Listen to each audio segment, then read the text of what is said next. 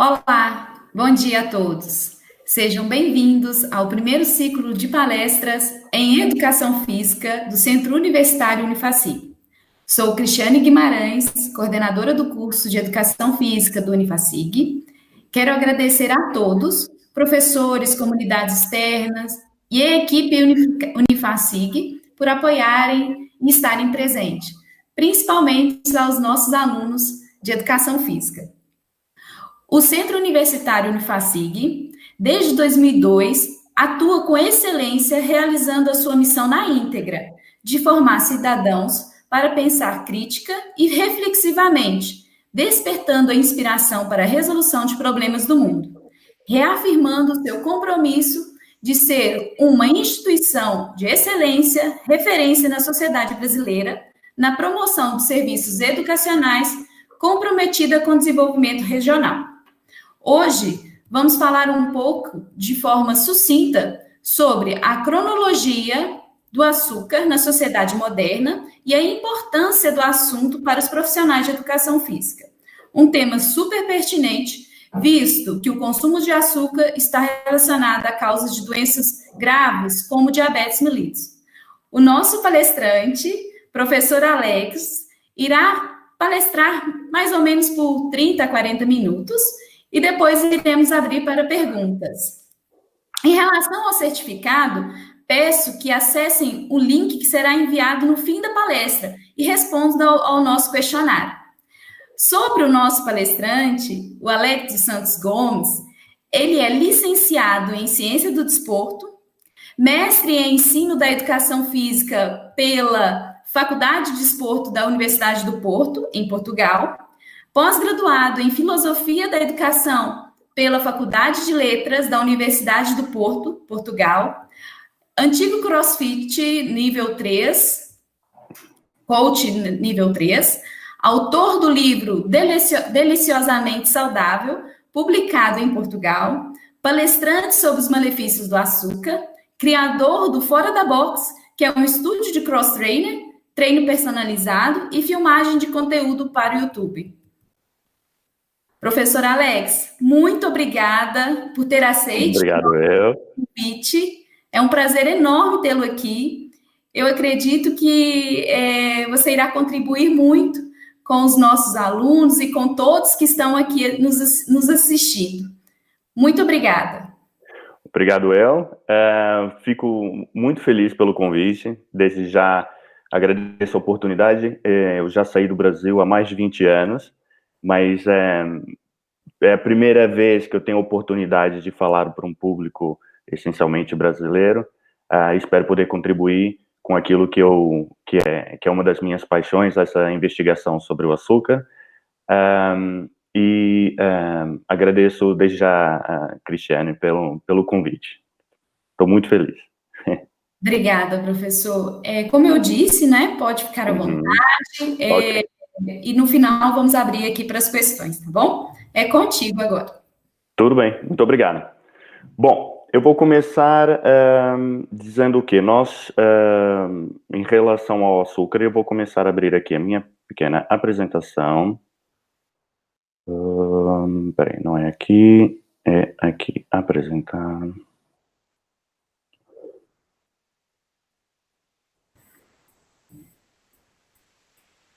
Ok, bom, portanto, penso que já deve estar. A questão inicial é se sempre consumimos açúcar. E a questão do açúcar, para mim, que é super relevante, é que ele está tão presente na nossa sociedade hoje em dia que é difícil a gente pensar que ele alguma vez não esteve. Mas se nós pensarmos atrás, eu não vou voltar tão atrás como o surgimento do açúcar, já em pinturas, obras muito antigas da Índia, havia consumo de cana-de-açúcar, as pessoas mastigavam, coisas que indicam que o consumo da cana-de-açúcar é muito antigo. Mas eu vou para uma parte mais recente. Nós temos que pensar que o açúcar era antigamente, até chegada do século XIX, uma coisa muito cara, o seu consumo estava reservado a apenas a pessoas que tinham posses. A gente pode pensar, por exemplo, naqueles bolos e pãezinhos que a gente imagina a Maria Antonieta e o Luís XVI na França, né, antes da Revolução Francesa. Aquilo era tudo muito reservado, né?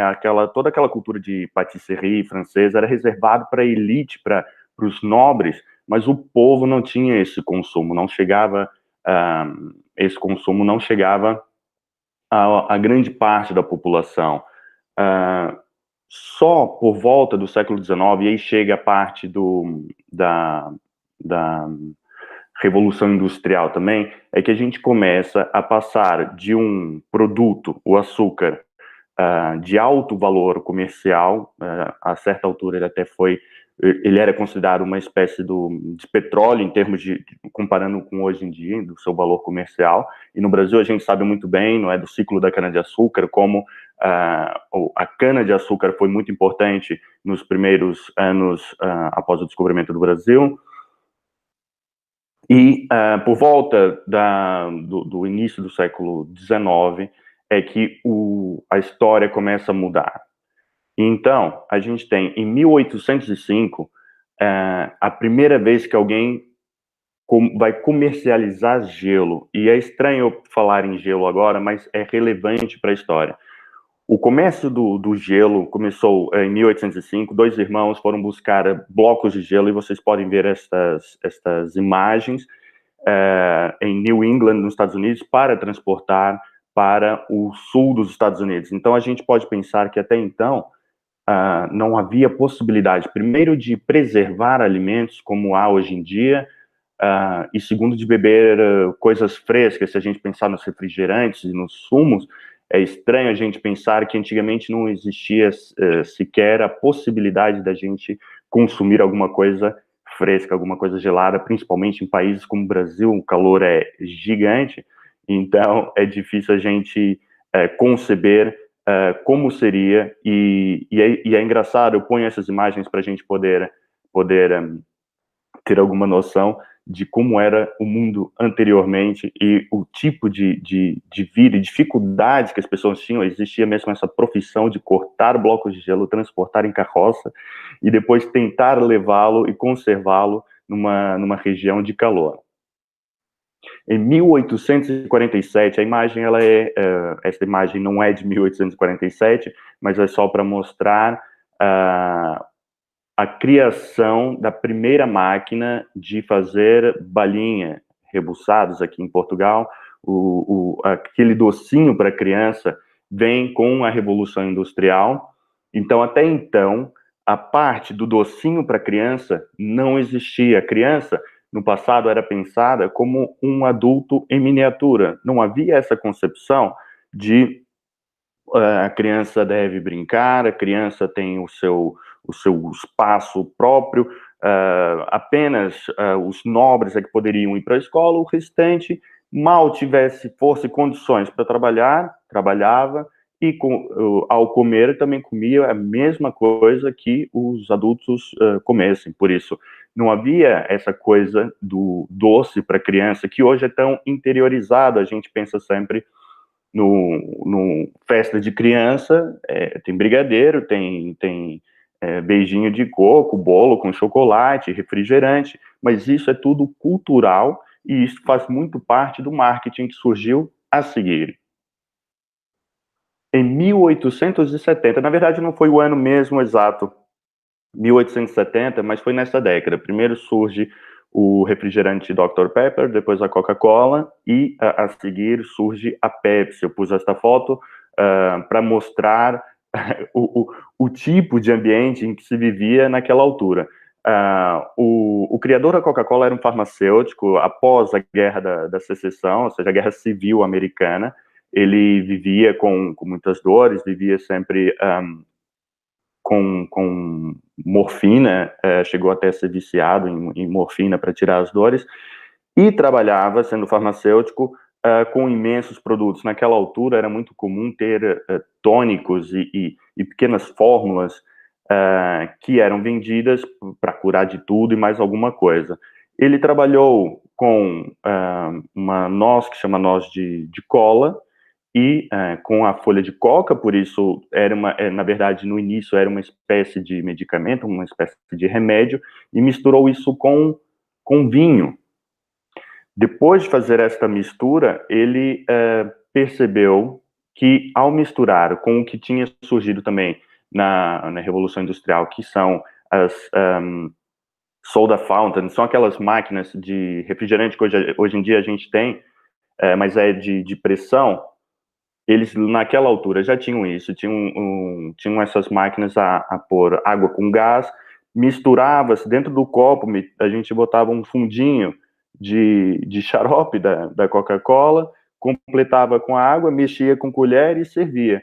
E servia também para as elites, não eram todos que tinham esse produto, e também para ser gelado tinha que usar um pouco do gelo que a gente falou antes, que veio de outro estado, para poder pôr aquilo geladinho. Por isso, o seu consumo até 1870 não existia, e até chegar ao consumo em massa de hoje em dia, demorou muito. A gente pode pensar que se você não tiver uma geladeira em casa, você não tem como ter qualquer produto desse em casa. As pessoas tinham que se deslocar a alguns estabelecimentos específicos para poder consumir um refrigerante, o que hoje em dia não é de todo o caso.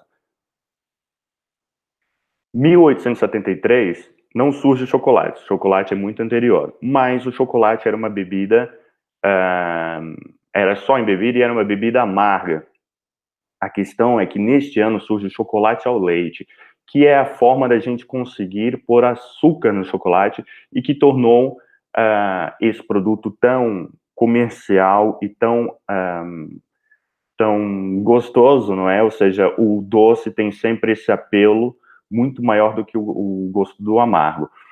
As crianças, os bebezinhos, quando você dá alguma coisa doce, eles gostam logo, está dentro do nosso DNA. Já os amargos não, eles vão surgindo, amargo, azedo, todos esses sabores vão surgindo com o tempo. Por isso, o conseguir fazer o chocolate ao leite, pôr o chocolate algo doce, é super, super relevante para justificar o seu consumo. E eu pus aqui também uma foto da produção em massa, ou seja, a partir dessa possibilidade de juntar o chocolate com o leite, é que houve a necessidade de criar um mercado de consumo de chocolate gigante, como o que a gente tem hoje em dia, que movimenta milhões pelo mundo todo. Mais uma vez, a gente pode falar aqui também na questão do marketing para crianças, né? Porque antigamente nenhuma criança ia comer chocolate. A partir do início do século XX, o marketing fica furioso para as crianças, e a gente sabe como isso funciona muito bem. Ou seja, foi super determinante para o aumento do consumo de chocolate. 1894 surge os cornflakes. Eu gosto disso aqui por quê? Porque esta é uma história bastante interessante. Um dos irmãos, foram dois irmãos que fizeram a Kellogg's. O nome deles de família era Kellogg. E um deles geria um sanitário, ou seja, uma instituição de saúde, principalmente para problemas gástricos. E ele criou os cornflakes, os cereais de milho, para ajudar a tratar pessoas que tinham problemas essencialmente gástricos e outras coisas que eles tratavam lá também, mas isso tinha a ver com a parte do estômago. E ele sempre se pronunciou completamente contra a utilização de açúcar, e nós podemos encontrar textos dele em que ele dizia que o açúcar tinha muitos malefícios, fazia muito mal, e que ele nunca poria isso nos seus cereais.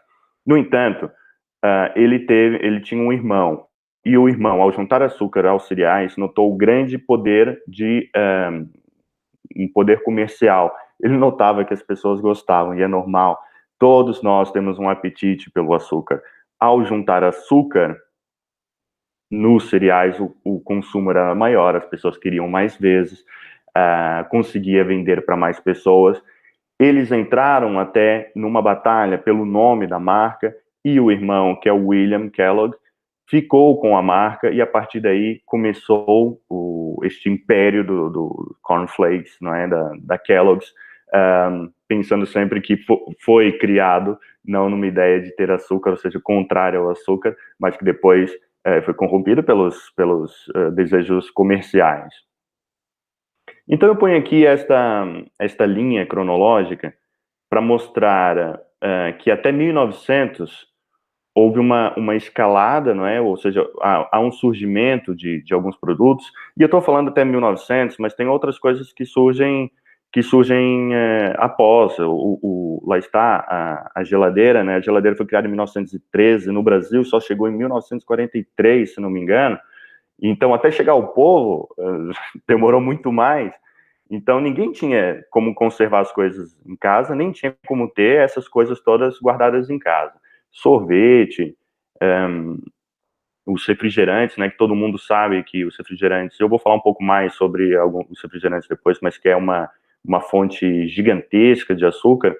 Mas, antes de 1900, o consumo desses produtos era muito reduzido. E nós temos aqui, isto só para efeito de visual, e este gráfico é de um autor chamado Gary Taubes, que tem um livro chamado The Case Against Sugar. No Brasil, eu acho que ele já foi lançado, mas eu não sei o nome dele. Eu procurei e não encontrei. De qualquer forma, ele tem aqui uma análise dos casos, dos diagnósticos de diabetes, no caso aqui no hospital da Pensilvânia, e como eles eram reduzidos até chegar ali a 1903, e como começam a crescer exponencialmente a partir daí. Havia mesmo casos de hospitais que ficavam anos inteiros sem diagnosticar nenhum caso de diabetes. Isso não quer dizer que não houvesse, mas no que está escrito, não era diagnosticado nenhum caso de diabetes. Portanto, a gente nota que, ao longo da história, o açúcar foi se apresentando para a gente num contexto completamente diferente. E a gente pode pensar também em casos de obesidade. No primeiro livro, onde se fala em os carboidratos estarem relacionados com obesidade, também foi no século XIX, associa o consumo de carboidratos como pães, batatas e bolos e coisas assim, que era próprio de uma nobreza, de um certo status. A gente pode ver algumas pinturas do Luís XVI e outras figuras nobres que eram avantajadas porque elas tinham a condição e tinham acesso a esse tipo de coisa que os restantes muito provavelmente não tinham. E aí eu posso dizer assim, eu não como doces, por isso, qual é o problema comigo? Se eu não como doce, eu evito refrigerante, evito chocolate, evito balinha, não tenho problema com açúcar. O problema é que 75% de tudo que há no supermercado tem açúcar. Ou seja, o açúcar, ele não funciona só para adoçar. Você tem presunto com açúcar, você tem pão com açúcar, você tem biscoito salgado, que vai ter açúcar na sua constituição. E por que isso? Porque o açúcar, ele não tem só a função de adoçar. Se fosse só isso, não seria tão problemático. Mas o açúcar dá aroma, o açúcar, ele dá textura, ele conserva. Você pode ver uma garrafa de Coca-Cola, ela nunca estraga. Ela pode ficar sem gás, mas você vai deixar a garrafa de Coca-Cola ali 10 anos e ela não estraga. Não tem uma bactéria que vai viver ali dentro daquela garrafinha de Coca-Cola. O açúcar tem muitas funções dentro da indústria alimentar, que não aquela que a gente conhece mais, que é de adoçar. E o açúcar tem diferentes nomes, ou seja, a sacarose, que é facilmente identificada por nós, né? Eu posso olhar no rótulo e ver sacarose. E eu pus aqui os nomes em inglês, foi a lista que eu encontrei, mas você tem o açúcar invertido, dextrose, maltose, frutose, suco concentrado, tudo isso são formas de açúcar que dentro de uma lista de ingredientes você vai encontrando e você vai somando. E você chega em certos produtos que você tem mais de 50% do produto é açúcar. Uma dica que eu posso dar para vocês já, eu tenho aqui, deixa eu ver, tenho aqui um produtinho, mas pronto, não dá para ver, não deve dar para ver, mas quando vocês virem a lista de ingredientes de um produto, o primeiro nome que tem no ingrediente é o que tem em maior quantidade.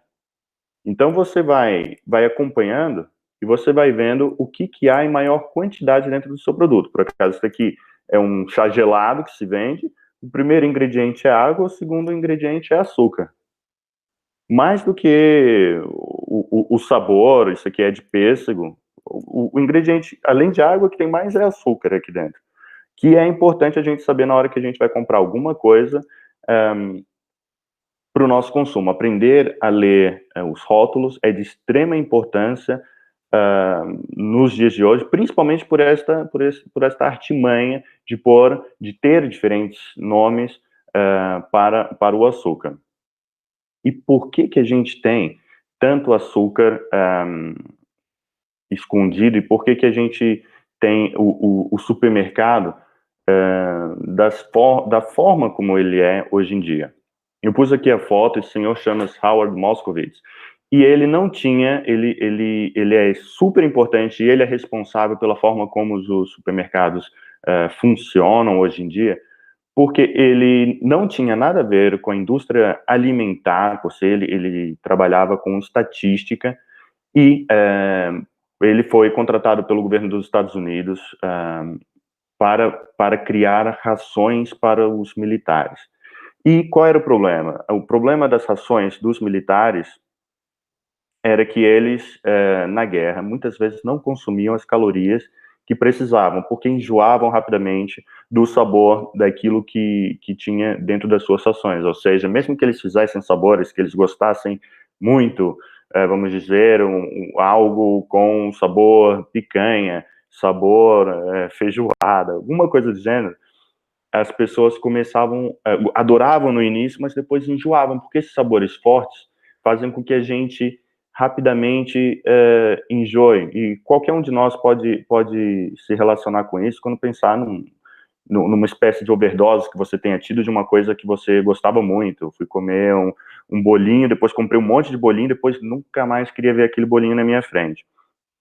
Ele conseguiu trabalhar nos sabores das rações para criar algo que não é excepcionalmente saboroso, mas que permitia que também nunca ficasse enjoativo e que permitisse que os soldados continuassem comendo, que era importante que eles se alimentassem sempre em situações de guerra. Depois ele passou para a indústria alimentar. Ele foi contratado por algumas empresas e eu pus aqui a imagem da Dr. Pepper porque é um dos casos mais notórios dele. Em 2002 ele foi contratado porque a Dr. Pepper perde no mercado norte-americano para Coca-Cola e para Pepsi. Não sei se vocês já beberam Dr. Pepper, é uma bebida que eu particularmente acho horrível, não é, para mim é intragável. Mas tem pessoas que adoram e a empresa contratou o Moskowitz para lançar um novo produto e queriam que esse produto relançasse a marca no mercado. E ele fez uma mistura de baunilha com cereja. Ele não. Eles lançaram e disseram, agora você vai fazer o estudo para a gente tentar lançar isso da melhor forma possível. Então, o que ele fez? Ele, com a equipe dele, ele criou 61 fórmulas diferentes da bebida. Ou seja, cada uma dessas fórmulas tinha uma pequena diferença na quantidade de açúcar, mas de alguns outros ingredientes também, mas principalmente de açúcar. Isto porque o Moskowitz sabia que existe um ponto essencial, um ponto fulcral de prazer com o açúcar. E a gente pode imaginar isso da seguinte forma: imagina que eu tenho café e eu vou pondo colheres de açúcar dentro do meu café. Põe um pouquinho, bebo, ainda está um pouco amargo. Põe um pouquinho, bebo. Tem uma hora que eu bebo, tá bom. Se eu puser um pouquinho mais, eu vou beber, tipo, já está enjoativo. Este ponto é o Bliss Point, é um nome que ele criou para isso. E é um ponto crucial para a indústria. Ou seja, a partir dessas 61 fórmulas, ele distribuiu por mais de 3 mil pessoas para provarem, e elas tinham um formulário descrevendo qual era a fórmula preferida. E ele conseguiu descobrir estatisticamente qual era a que tinha o ponto ideal do açúcar, para que conseguisse atingir mais pessoas. Por isso, quando a gente acha que existe ainda alguma receita, algum produto no mercado que tenha a receita original, muitos se vendem assim, né? A receita original, a gente não, não pode esquecer que o que importa principalmente é a venda. Portanto, se a receita original tinha açúcar a mais, eles tiraram. Se tinha açúcar a menos, eles puseram açúcar até o limite. E então, o consumo de açúcar, nesse caso, foi importantíssimo para o contributo aqui do Howard Moskowitz. Ele entregou um relatório de mais de 138 páginas à empresa, onde dava o seu aval, qual era a fórmula ganhadora, e essa fórmula relançou a marca Dr. Pepper no mercado há uns anos atrás, antes desta crise que nós entramos agora, principalmente, mas era a única marca que crescia enquanto a Coca-Cola e a Pepsi começavam a cair, principalmente porque as pessoas começam a ficar mais conscientes dos malefícios do açúcar. Então eu venho aqui, quanto açúcar eu consumo? Alex, quanto açúcar eu consumo no meu dia a dia? É assim, eu posso mostrar aqui, por exemplo, esta bebida, eu não sei se tem no Brasil, aqui em Portugal eu nunca vi, acho que não. Mountain Dew, é um refrigerante. 46 gramas de açúcar nesta latinha. No Brasil, eu acho que a Coca-Cola tem 35, não, aqui em Portugal tem 35 gramas. Nos Estados Unidos tem 39 gramas, porque também lá está, como eu estava falando daquilo do Bliss Point, eles fazem estudos relativamente a cada país para ver se o produto vai funcionar bem dentro do país. E as pessoas de cada país têm um gosto um pouco diferente. A quantidade de açúcar que tem nos Estados Unidos é maior do que a que tem aqui em Portugal, e penso que é maior também um pouquinho do que no Brasil. 46 gramas de açúcar são 11 colheres e meia de chá de açúcar numa latinha dessas. Mas isto eu estou evitando, é fácil evitar, porque eu sei que o açúcar faz mal. Então, eu vou pôr aqui um exemplo de um dia saudável. E o meu dia saudável, na verdade, eu tinha feito isso aqui pensando na alimentação de uma criança.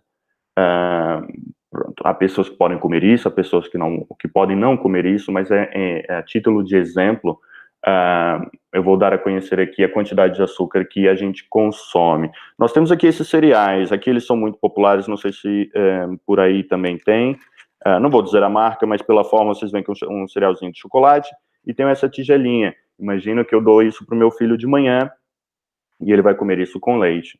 Esse é o café da manhã do meu filho. Depois, a meio da manhã, eu vou dar para ele o quê? Um leite achocolatado.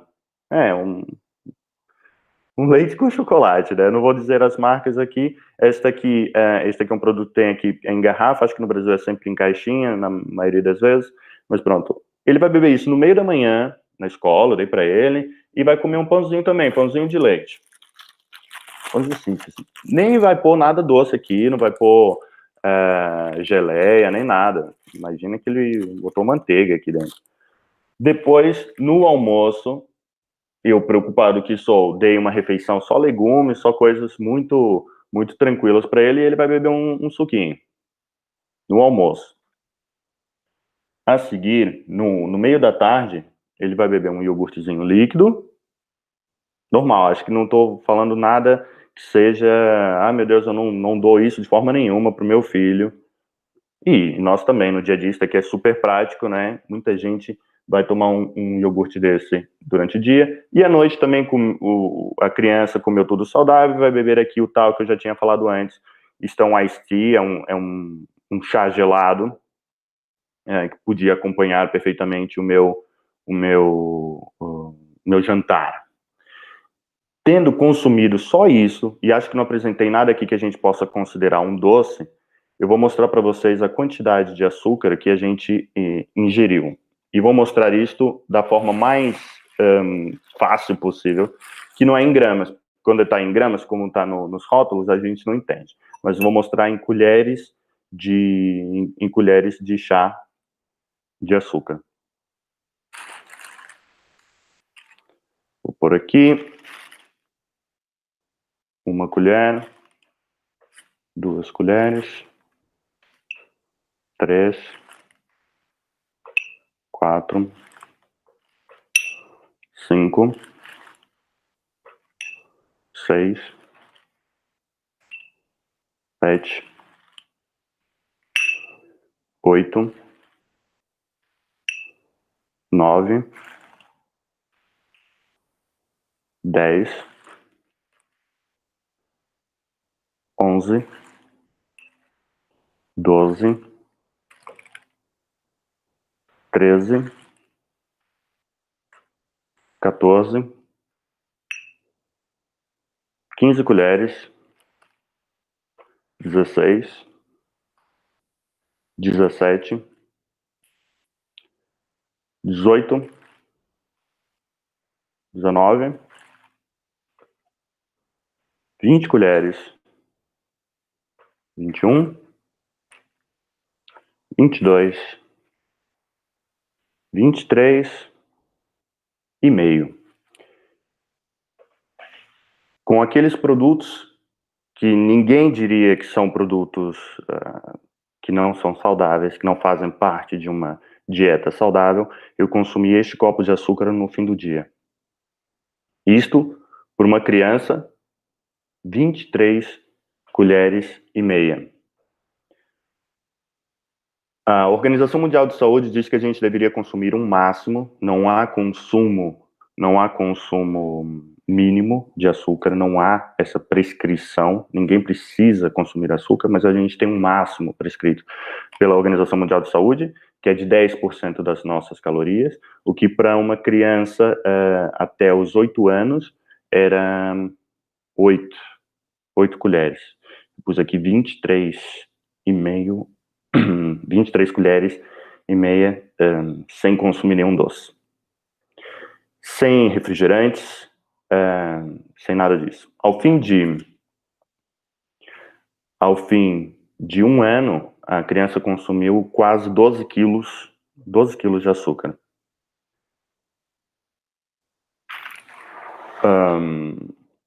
Na verdade, me engano, peço desculpa. Ela deveria consumir 12 quilos, mas ao fim de 1 ano, consumindo como está aqui, ela consome 35 quilos de açúcar. 35 quilos de um produto que é extremamente tóxico. E como é que a gente sabe qual é o mal que faz o açúcar?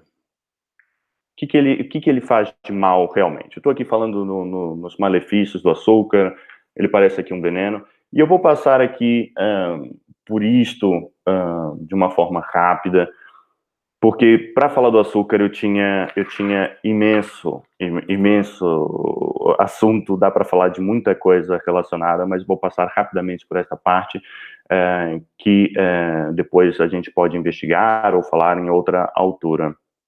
Primeiro, o açúcar, a sacarose, que é a forma mais simples, é constituída de glucose ou glicose e frutose. Os dois juntos, meio a meio, glicose e frutose, cria a sacarose. Essencialmente, o problema começa com esses dois, ou seja, nós temos a glicose e o efeito de um alto consumo de glicose na insulina. E a gente fala em insulina, normalmente as pessoas só pensam associa logo o diabetes, mas a insulina é o hormônio que vai determinar a tua retenção de energia. Ela é o hormônio que vai fazer com que você utilize a glicose, a energia, para a função natural do teu corpo, ou se você vai armazenar isto em forma de gordura para utilização depois. E quando a gente consome uma quantidade grande de açúcar, o que acontece? O nosso corpo, as células têm, como vocês podem ver na imagem, é um pouco caótico, mas a primeira imagem vocês veem que as células têm receptores de insulina. A insulina é que abre a porta para que a glicose, a energia, entre na célula e possa ser utilizada como energia. A insulina é que vai fazer com que a glicose possa entrar. Mas quando a gente consome muito açúcar, o que acontece? É como a gente olhar para o sol. Você pode olhar um pouquinho e tá tudo tranquilo, mas se você olhar muito tempo, você fica cego, você não vai ver mais nada. Aqui, com o consumo exagerado de açúcar, você tem o corpo, as células que não vão reconhecer mais a insulina, então não vai abrir a porta. E você tem, então, a segunda imagem, você tem a tua corrente sanguínea cheia de glicose, cheia de açúcar, por isso a glicose sanguínea é algo determinante nos exames sanguíneos para a gente ver se a pessoa é pré-diabética ou diabética, e insulina também. E um estado de corpo com muita insulina é extremamente prejudicial, está relacionado com muitas doenças, mas, além disso, a glicose que está lá dentro, ela não pode circular dentro do sangue dessa forma, e ela é, então, transformada em gordura. Portanto, quando você consome muito açúcar, você vai transformar esse açúcar em gordura. E mais, a célula que está lá dentro, que a porta não abriu e não recebeu, ela vai continuar pedindo o alimento, porque o alimento não chegou, ficou na porta, e continua a sensação de fome. Então você come mais, procurando aquele açúcar que não chega porque está sendo barrado na porta. Por isso você entra aqui numa bola de neve, em que você acaba por ficar sonolento, você fica sentado, prostrado no sofá, parado, começa a parar de se mexer e começa a engordar. E surge também aquela ideia de que você é gordinho porque se mexe pouco, mas funciona das duas maneiras. Você também se mexe pouco porque você é gordinho, porque você já não está lidando bem com a insulina. O teu corpo não está tendo um equilíbrio na forma como lida com a insulina e com a glicose. E isto é extremamente perigoso, principalmente no homem que tem uma grande propensão a ter gordura visceral, gordura nesta zona do abdômen, que é a zona perigosa para infartos. Por isso você nota que há muito mais homens a ter infartos e a ter doenças do coração do que mulheres. As mulheres têm mais, a genética delas faz com que elas tenham mais retenção de gordura na bacia, né, na anca.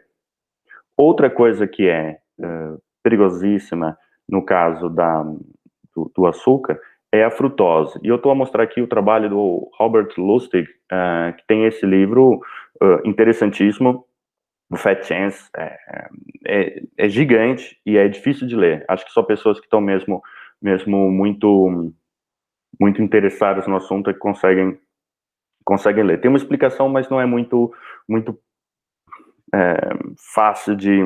Não é uma coisa para a gente estar discutindo de ânimo leve.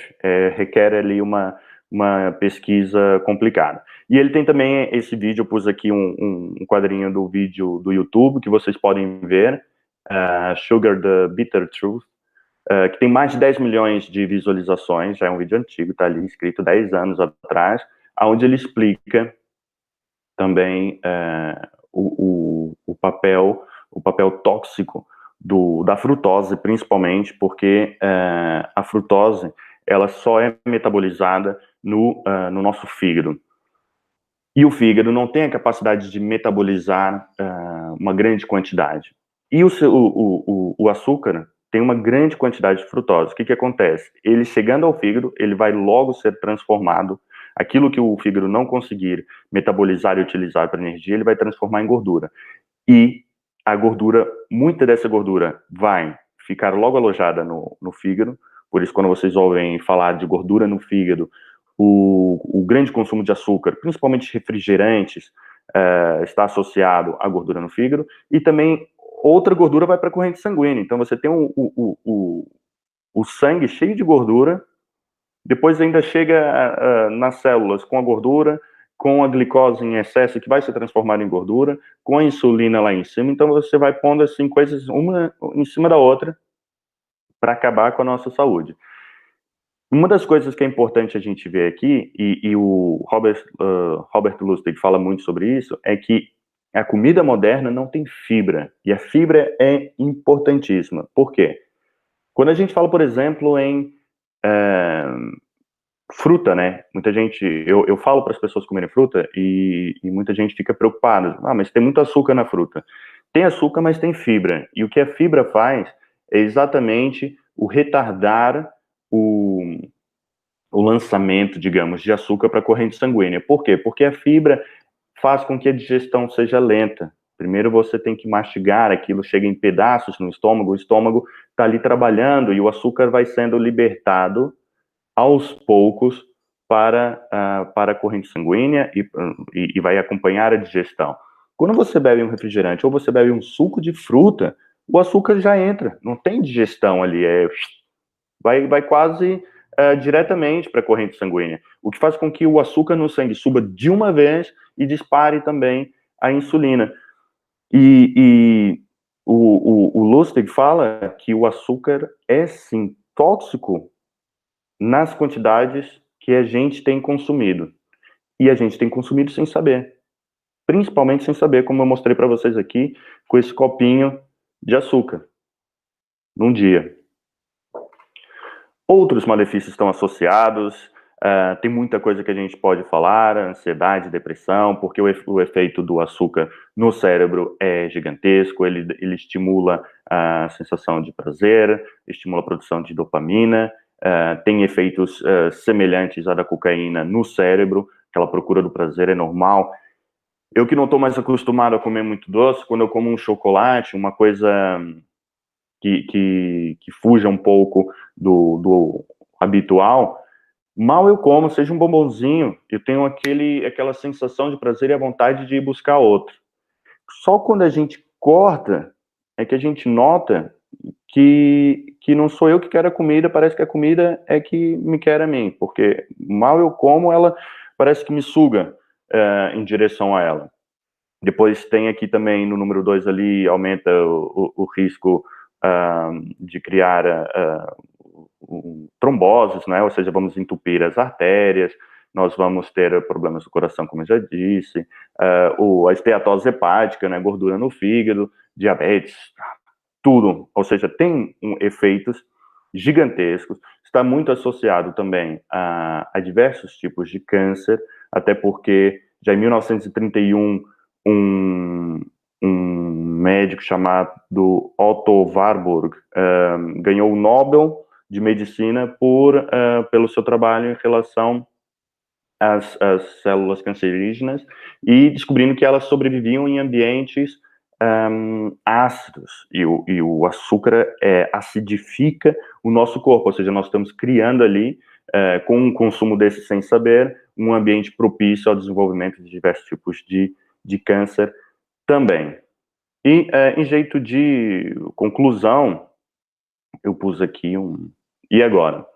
Isso para falar do quê? Para falar daquilo da importância deste conhecimento, desta reflexão sobre o açúcar, para quem está ligado à área de educação física. Enquanto educador, acho que nós temos que nos preocupar, fazendo parte de uma comunidade educativa, numa escola, numa instituição, temos que pensar o quê? Temos que pensar na oferta que a gente tem de alimentos ali, ou seja, aquelas vending machines em todo lado, Coca-Cola de todo lado. Será que é algo que a gente quer que esteja tão presente, sabendo os malefícios que a gente pode estar causando nas crianças? Será que não convém pensar um pouco mais nos tipos de mecanismo que a gente pode acionar para defender, para procurar nós que somos responsáveis, nós que somos da educação física, nós estamos pensando em saúde, o que nós podemos fazer, não só a parte do exercício físico, porque a saúde contempla tudo, e o nosso trabalho dentro de uma comunidade educativa também contempla tudo, o que nós podemos fazer? Enquanto treinadores de times, atletas profissionais, será que a alimentação do atleta, da pessoa que eu estou preparando, é uma alimentação que está promovendo uma inflamação silenciosa, está fazendo com que essa pessoa tenha muitas contusões?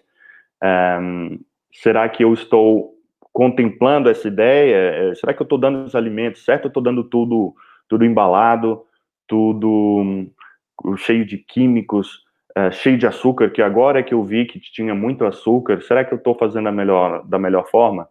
Para quem está ligado ao fitness, em academias, por exemplo, quando me falam em dieta, e nós somos perguntam-nos muitas vezes o que a gente deve comer, o que eu posso comer antes ou comer depois. Será que eu estou pensando no açúcar? Será que eu sabia da quantidade de açúcar escondido que tem? Será que eu estou prescrevendo para esse meu cliente um iogurte, uma coisa, e nem cheguei a pensar na quantidade de açúcar que eu estou somando, a quantidade que ele já está consumindo? E eu acho que um conselho que eu dou, e é aqui que eu termino essa apresentação e fico aberto às perguntas, um conselho que eu dou é experimentem. Experimentem ficar 2 semanas. Quando eu digo um mês, as pessoas têm um receio, e um mês realmente é grande, mas 2 semanas sem açúcar vai fazer, primeiro, vocês aprenderem o que é fome e o que é vontade de comer. Vocês vão descobrir como é difícil tirar o açúcar, porque tudo que você tem embalado vai ter açúcar. Então você vai ter que mudar a alimentação para quê? Para coisas naturais, vai começar a comer legumes, comer fruta, e vai mudar completamente o teu estado físico, mental, psicológico, porque é um alívio bastante grande. E aí você pode também conversar com os teus clientes, com as pessoas que estão contigo, tendo um conhecimento próprio. Eu tirei o açúcar e foi isso que eu senti. Então, quando você experimentar, se você experimentar, é isso que você deve sentir também. Portanto, 2 semaninhas, pessoal. 2 semaninhas sem açúcar. Eu acho que é um dever de casa bem interessante. Muito obrigado. Ótimo, Alex. Foi chocante. Muito obrigado. Se você quiser encerrar aí a apresentação, ótimo. Realmente é um assunto super pertinente para o profissional de educação física, né? Ele tem que estar sensível sobre tudo que faz mal à saúde dos seus alunos, seja na escola, seja na academia. E não é uma questão de prescrever ao aluno a dieta sem açúcar, não, é conscientizar o aluno que aquilo faz mal, né? Exatamente, claro. E eu gostei muito do seu exemplo relacionado à criança, né? Nós temos hoje um problema muito grave de obesidade infantil, não é? Sim. E aí a criança ela está fora do peso, sofrendo com todos esses malefícios, né? De falta de disposição para atividade física, esses riscos todos. E muitas vezes os pais não sabem lidar com isso, né? Acham que a criança é preguiçosa, mas não sabem que aquilo é um efeito da alimentação que o próprio pai proporciona. Da alimentação, exatamente. E ficou muito claro ver aquele copo cheio de açúcar. O copinho, né? É chocante aquilo, é chocante. Nós já temos aqui algumas perguntas, Alex. Bom, sim. Vamos lá. A Thaís perguntou, a Thaís Lopes, ela é aluna até do curso de Educação Física. Aquela pergunta eu acho que também tem aí em Portugal. Ela pergunta sobre os sucos de uva 100% integrais. O que você acha deles? Suco, o que acontece com o suco? Seja de uva, seja de outra fruta qualquer. Se você for comer, imagina que você vai. Eu vou dar o exemplo da laranja, mas funciona também para uva, só porque fica mais visual. Se você for comer uma laranja, você come a laranja, você descasca, come e tal, você come uma, você come duas, acho que tá bom. Comer mais que duas laranjas já não é fácil. Mas quando você vai fazer um suco de laranja, você espreme duas e você vê que é o fundinho. Você só tem aquele fundinho. Ou seja, se você quer o copo inteiro, como a gente bebe, você vai ter que espremer 4, 5 ou 6 laranjas. E você pode muito bem beber 2 copos desses. Fácil. O que acontece? Você consumiu o açúcar dessas 6 laranjas em 30 segundos. E é isso que é a questão essencial. É a quantidade de açúcar que você ingere sem fibra para retardar a absorção dela pelo corpo. Por isso, você pode beber um suco de uva, um suco de laranja, de vez em quando, mas fazer disso parte da tua dieta diária não é uma coisa benéfica. Na parte, no que diz respeito à insulina, é igual beber um refrigerante. A única coisa que muda mesmo é que um suco de fruta tem as vitaminas da fruta. Em termos de vitaminas, maravilha. Ótimo, tá lá, vitamina, coisa e tal, minerais. Mas, em termos de açúcar, naquilo que a gente estava falando, gordura no fígado, gordura que vai ser acumulada, é igualzinho. Ótimo, deu para esclarecer bem. O João Paulo é até um amigo da profissão, profissional de educação física. Ele faz Boa. a seguinte questão: adoçar café com açúcar mascavo ou mel engorda e faz mal do mesmo jeito que o açúcar cristal? Boa. Faz sim. Faz sim. É igualzinho. O que acontece? O açúcar mascavo, ele é um açúcar pintado de amarelo. Depois dele assim refinado, eles vão acrescentar aqui uma outra componente que vai dar aquele sabor típico, eu acho que é mais saboroso. Mas o açúcar não muda, não ficou mais saudável. O que acontece, existe um outro açúcar que chama açúcar demerara. Ele é retirado da cana em momentos anteriores a esse refinamento. E ele vai conservar um pouco mais das vitaminas, porque o açúcar branco aqui é só estrago e vitamina zero. O açúcar demerara, que é um açúcar que parece terra, um açúcar meio preto, esse tem um pouquinho das vitaminas, mas faz mal na mesma. E, na verdade, ele estava perguntando se engorda. Em termos de engordar, vai engordar praticamente igual. O mel tem um pouco mais de frutose, mas na parte metabólica, essencialmente igual. Vitaminas vai mudar um pouco, mas ninguém come mel por causa das vitaminas, acho eu. Não sei. Verdade, verdade. O Cleverson, ele sempre participa aqui dos nossos eventos, né? E sempre Boa. contribui com uma questão. E ele pergunta o seguinte: os produtos dietéticos, inclusive adoçantes, eles realmente cumprem o que prometem? E será que um dia vão inventar um adoçante com um gosto um pouco melhor? Isso é verdade, os adoçantes não são fáceis. Os adoçantes artificiais você tem diversos, utilizados pela indústria como o aspartame. O aspartame está associado a diversos tipos de câncer, mas principalmente em doses que o ser humano nunca consumiria. Há estudos que revelam que ele é muito nocivo, mas o seu consumo reduzido até agora não está, até onde eu vi, não está associado a grandes problemas. Já os outros adoçantes, aqueles de mesa, normalmente eles fazem com... Hoje em dia está muito em moda stevia, e a stevia é um adoçante natural. Esse é o único que eu até agora não vi nenhum tipo de estudo a dizer malefícios. A stevia é natural e é não calórico. Portanto, seria o melhor. Mas o que acontece é que se você adoçar as coisas só com stevia, ela dá um sabor horrível. Fica meio amargo. Então, há muitos adoçantes que misturam stevia com sucralose, que é um artificial. Portanto, em termos metabólicos, naquilo que a gente estava falando de picos de insulina, retenção de gordura no fígado, esses adoçantes funcionam até certo ponto, porque também nós temos que pensar uma coisa, o nosso corpo, ele é enganado a pensar que aquilo é açúcar, né? A gente come e sente o doce. E ele começa logo a produzir insulina. Então, mesmo que não seja açúcar de verdade, ele produz insulina. Agora, não será na mesma quantidade do açúcar normal, mas também não é para dizer assim, vou substituir tudo por adoçante artificial e estou tranquilo e não tenho mais problema nenhum.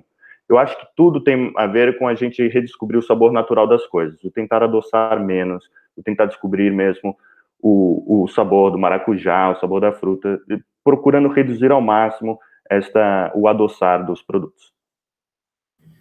Ótimo. A Eduarda Carolina, que também é aluna aqui do Unifacig, ela faz a seguinte pergunta: tem algum livro sobre o assunto com uma leitura interessante que você recomenda? Eu recomendo o seu, né, Alex? Exato, exato. O meu livro eu fiz com receitas para crianças, ou seja, tudo que é brigadeiro, bolinho, biscoito. Fiz versões saudáveis para crianças. E também fiz uma introdução em que eu explicava isso de uma forma rápida, ou seja, a gente entra muito na parte química e isto complica muito e a gente larga o livro para o lado e não lê. Livro bom sobre o assunto, eu tenho alguns.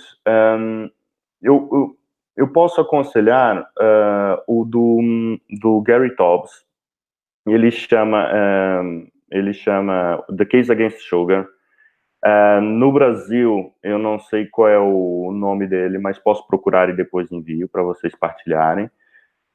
E tem também, eu acho que há um filme bastante interessante para quem quer começar a se interessar por isso do açúcar, que é o That Sugar Film.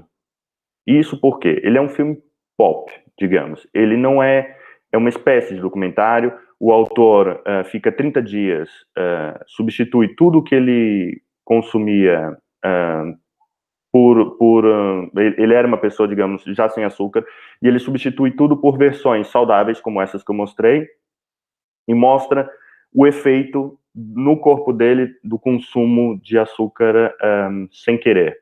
Então, ele vai tomar um suco de laranja e ele vai fazer as contas e ver que ele consome uma quantidade incrível e ao fim de 30 dias ele mostra o que aconteceu no corpo dele e é um pouco assustador. O autor é australiano, tem alguns atores conhecidos, por isso acaba por ser pop, acaba por ser uma coisa leve para a gente ver, sem ser aquela coisa de documentário pesado. Acho que para começar isso era muito bacana. Ótimo. Depois, então, nós podemos enviar para a Eduarda Claro, recomendações. sim. Obrigada. O Tom Oliveira faz a seguinte questão: minha mãe gosta de fazer café com rapadura. Rapadura é típica aqui do Brasil, né? É mais saudável do que o açúcar branco mesmo?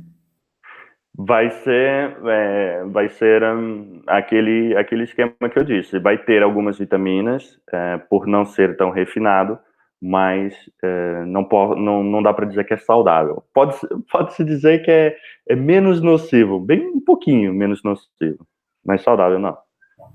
É típico aqui de Minas Gerais, o café com rapadura, bro com rapadura.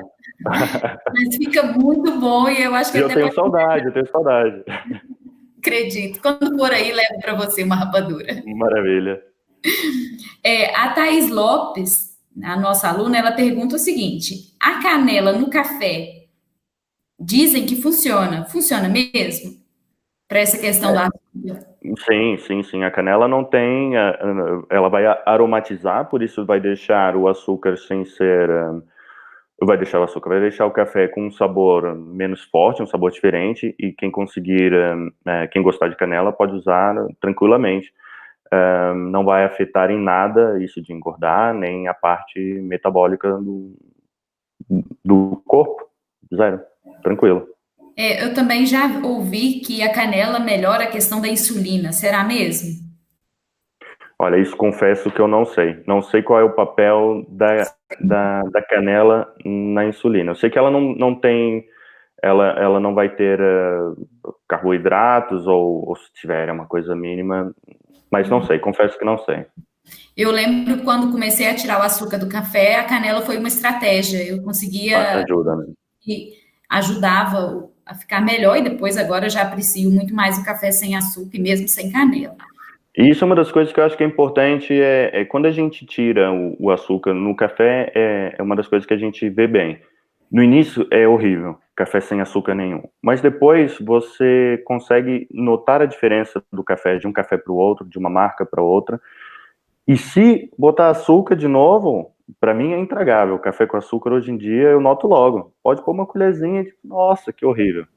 Então é uma questão de hábito mesmo. Verdade. E nós aqui somos da região das Matas de Minas. Temos um café especial mesmo. Então, acho que dá para Tem que aproveitar, claro. tentar, né? Quem ainda toma um café com açúcar, começar a se desafiar nesse sentido. Nós temos Verdade. mais uma pergunta, pode ser? Claro, tranquilo. O Marco Túlio, ele faz a seguinte questão: como funciona o consumo de açúcar para atletas profissionais por conta de terem um gasto energético muito elevado no esporte? Essa é uma boa pergunta. O que eu faço? Eu trabalho com cross-training, já trabalhei com crossfit, exercício de alta intensidade, um volume de treino grande também. Eu retirei de mim todo o consumo de açúcar. Eu posso garantir que eu me sinto muito melhor, eu sinto muito mais leve, sinto que para o dia a dia tenho uma disposição grande e nunca fraquejei num treino sentindo, não tenho energia. O que eu não posso garantir é que se eu tivesse consumido açúcar ou outros produtos com mais hidratos de carbono, pronto, ou sucos, eu não posso garantir que eu não teria um resultado melhor. Eu, enquanto profissional, o que eu escolhi é estar preocupado com a saúde. E é o que eu faço com os meus atletas. Se eu estivesse preocupado com o rendimento, se o que para mim me preocupa é o troféu, é a vitória dele, aí eu ia ter que fazer alguns testes. Eu posso reduzir o açúcar, mas tenho que ver se isso não vai comprometer o rendimento. Isso é fácil. A gente vê isso fácil com alguns testes com os nossos atletas, seja teste de velocidade, teste de força, porque a gente quer assumir um compromisso também. O açúcar, ele também vai aumentar a possibilidade do teu atleta ficar doente, porque ele mexe muito com o sistema imunitário. Então, você também quer que o teu atleta tenha um desempenho duradouro, que ele recupere melhor, e aí você tem que ver se ele tem o mesmo rendimento. Eu acho que é possível ter o mesmo rendimento, mas sendo a minha preocupação saúde, eu peço sempre para eles tirarem o açúcar da alimentação. Ótimo, foi esclarecedor.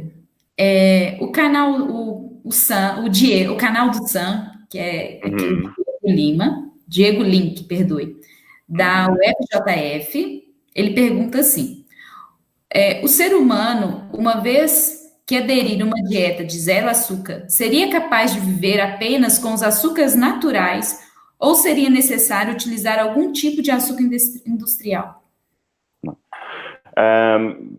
Sim, ou seja, é daquelas coisas mais natural impossível. Nós não nascemos com coisas industrializadas, não é? Isto é criação cultural. Nós nem cadeiras teríamos, não é? Nós somos somos animais para viver na natureza. Nós depois fomos habituando, acostumando o nosso corpo. Com tanta cadeira que a gente já não consegue fazer um agachamento. Com tanto alimento industrializado, a gente não sabe o que é comida de verdade. Claramente, o nosso corpo vive só com comida natural, vegetal, legumes. Funciona perfeitamente nisso, assim como todos os animais da natureza. Nenhum deles sente falta de açúcar industrial, nem de outra coisa com químicos. E, na verdade, nós temos um corpo calibrado para funcionar minuciosamente com esse tipo de alimentos.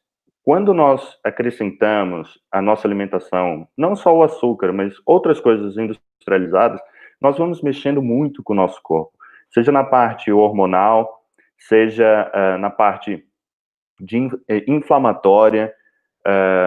Portanto, nós, ao longo da nossa vida, vamos consumindo o nosso corpo com o próprio alimento. Então, quanto mais a gente voltar para os alimentos naturais, a gente consegue rejuvenescer, a gente consegue tirar problemas, por exemplo, gordura no fígado, a gente consegue reduzir bastante a gordura no fígado sem medicamentos.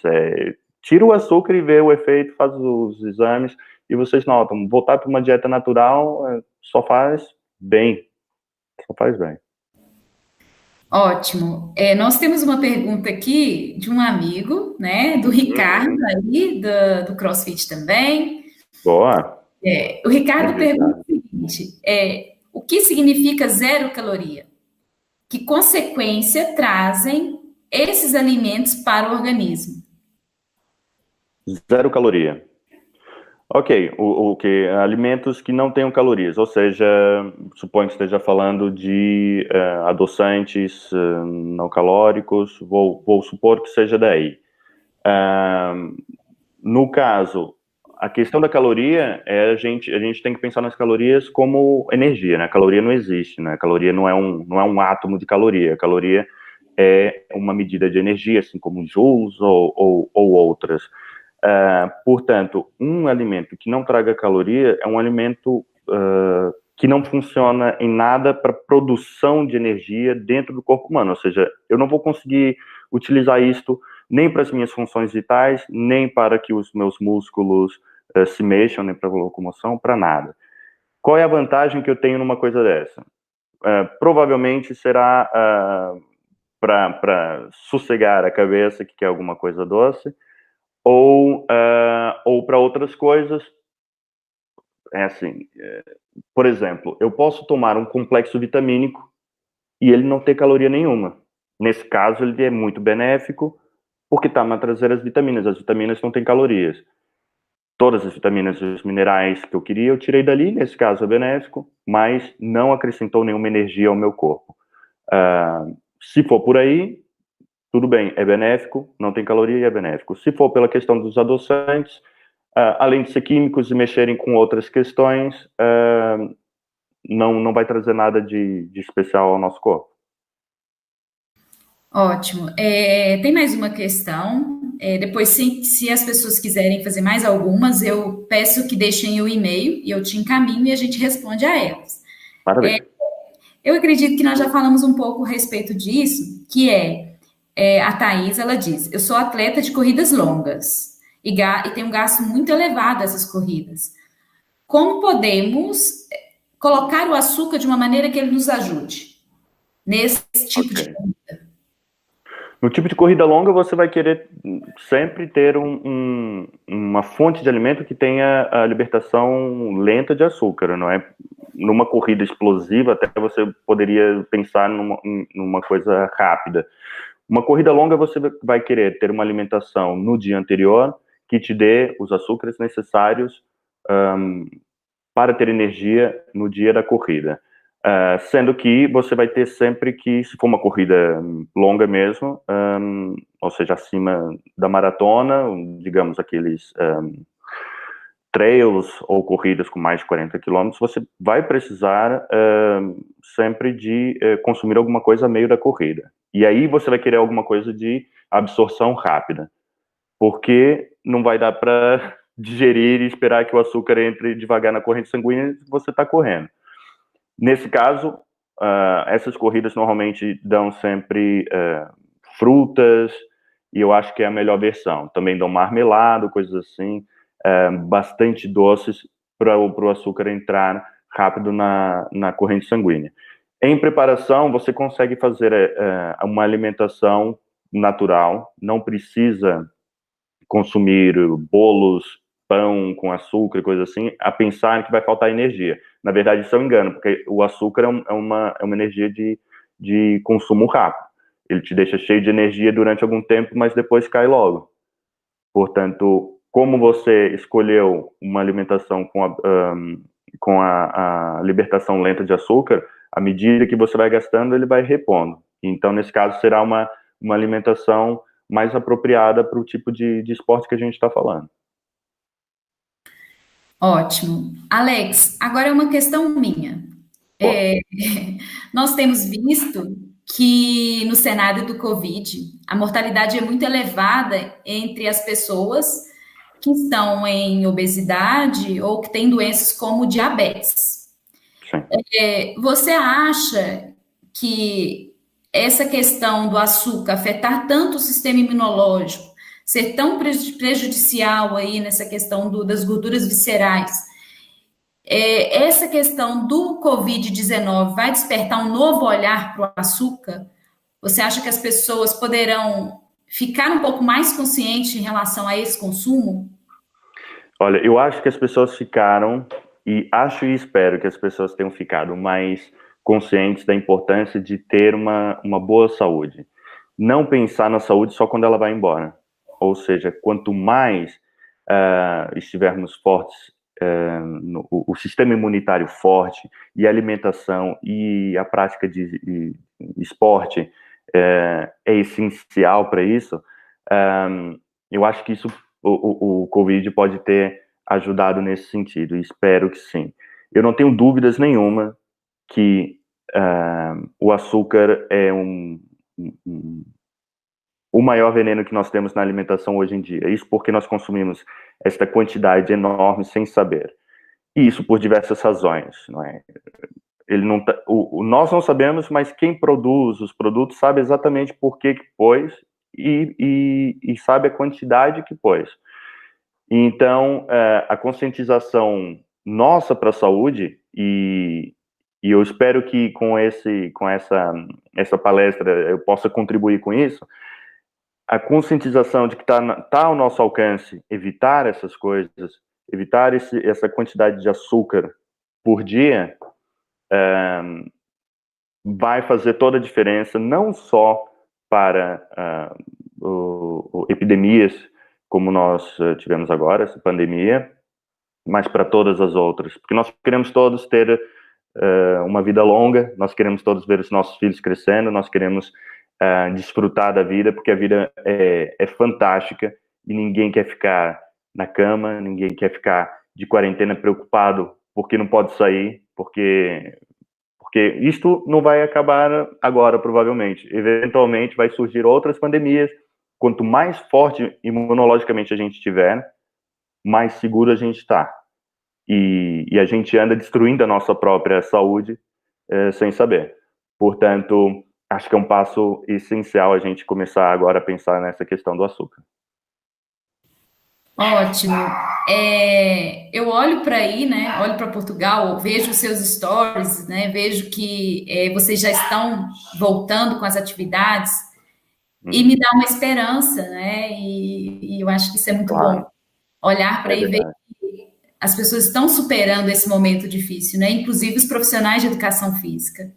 Sim, isso obrigou a gente a se reinventar. A gente estava falando um pouco sobre isso.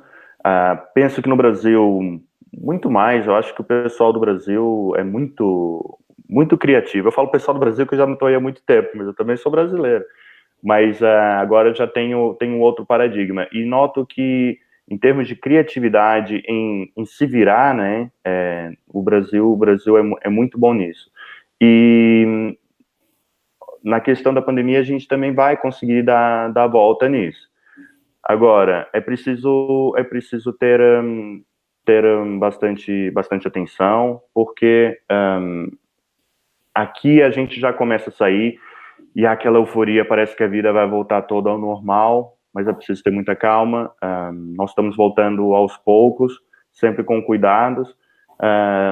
Na região do sul de Portugal, aquilo voltou a subir um pouco os casos. Portanto, nada de euforias, vamos com calma e um passo de cada vez. A saúde em primeiro lugar. Vai ficar tudo bem, né? Vai ficar tudo bem, sim.